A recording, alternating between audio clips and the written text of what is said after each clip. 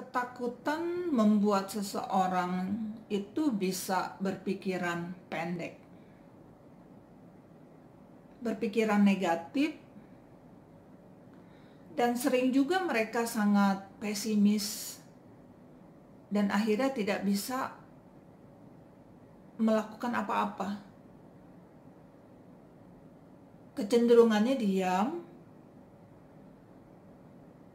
atau berbuat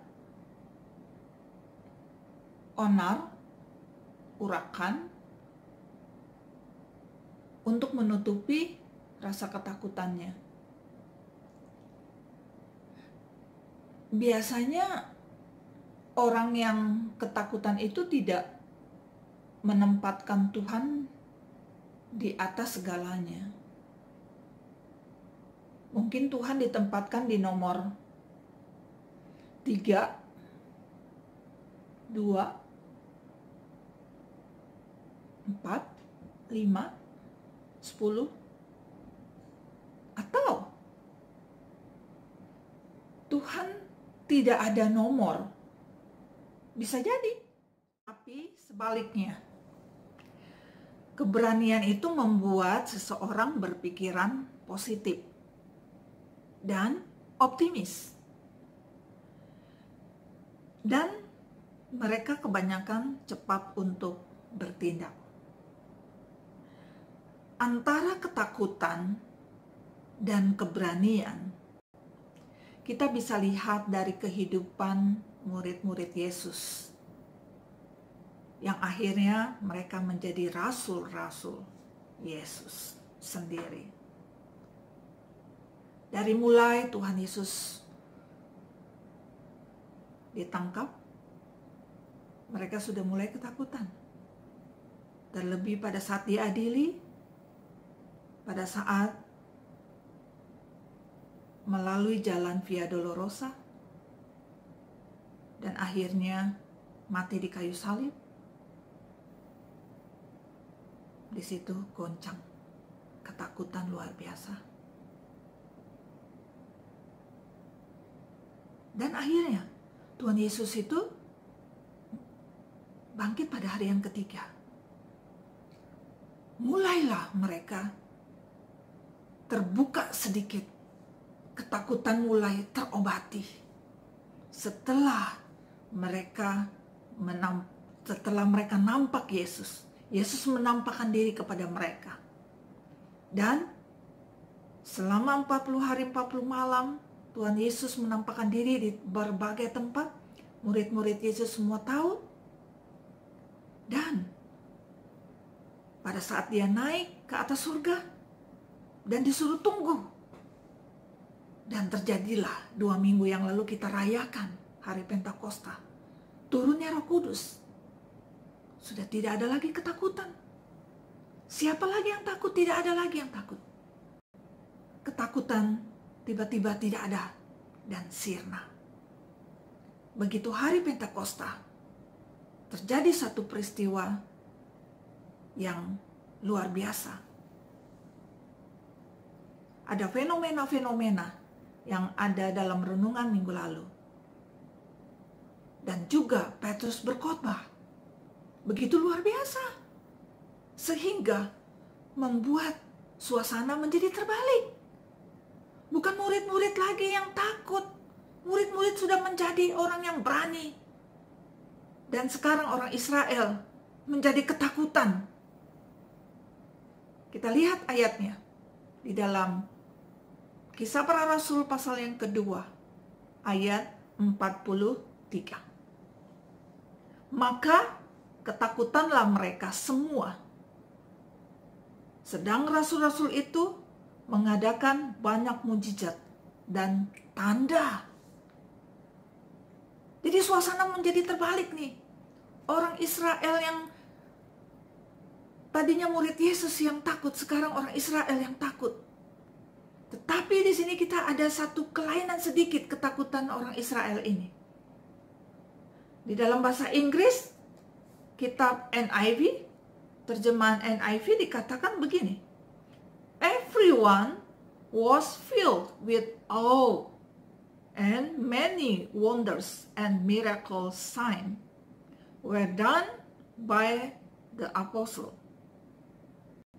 Jadi kita melihat di sini mereka bukan ketakutan yang seperti murid-murid Yesus, tetapi mereka ketakutan atas kekaguman dan hormat kepada Tuhan yang ditampilkan lewat murid-murid Yesus yang sudah menjadi rasul-rasul pada saat itu. Ada satu lagu, ku kagum hormat akan Engkau, ku kagum hormat akan Engkau. Nah, orang-orang Israel kagum dan hormat. Diterjemahkan ke dalam bahasa Indonesia menjadi mereka ketakutan. Tetapi ketakutan yang ada kagum dan hormat kepada Tuhan. Nah, teman-teman sekalian, murid Yesus pada saat itu bertambah banyak yang minta dibaptis karena mereka percaya kepada Tuhan atas firman yang sudah ditebarkan pada hari Pentakosta. Tiba-tiba gereja, jemaatnya bertambah dalam 3.000 lebih. Waduh, 3.000 dalam satu periode saja. Luar biasa, 3.000. Itulah gereja mula-mula setelah Pentakosta. Dalam acara Pentakosta, banyak orang percaya, banyak orang yang minta dibaptis, jemaat bertambah banyak. Gereja tumbuh pesat, mulai di Israel, di Yerusalem pada hari Pentakosta. Gereja, apa sih itu gereja? Apa itu gereja bagi kita? Gereja di dalam bahasa Indonesia itu diambil dari bahasa Portugis, yaitu igreja atau igreja. Kalau dalam bahasa Inggris kita sebut biasa church. Kalau dalam bahasa Yunani itu eklesia. Eklesia. Ek itu artinya keluar. Kaleo itu artinya dipanggil. Jadi secara harafiah, eklesia adalah dipanggil keluar. Di sini mengartikan orang yang percaya kepada Tuhan disebut gereja atau igreja atau eklesia. Orang yang percaya kepada Tuhan disebut eklesia, yaitu orang yang dipanggil keluar, yang dikuduskan oleh Tuhan. Jadi kita disebut sebagai umat atau jemaat, atau disebut juga sebagai eklesia, sebagai gereja. Jadi gereja itu bukan gedung ya. Gereja itu artinya kita dipanggil keluar oleh Tuhan menjadi orang yang spesial, dikuduskan, disucikan untuk memuliakan nama Tuhan.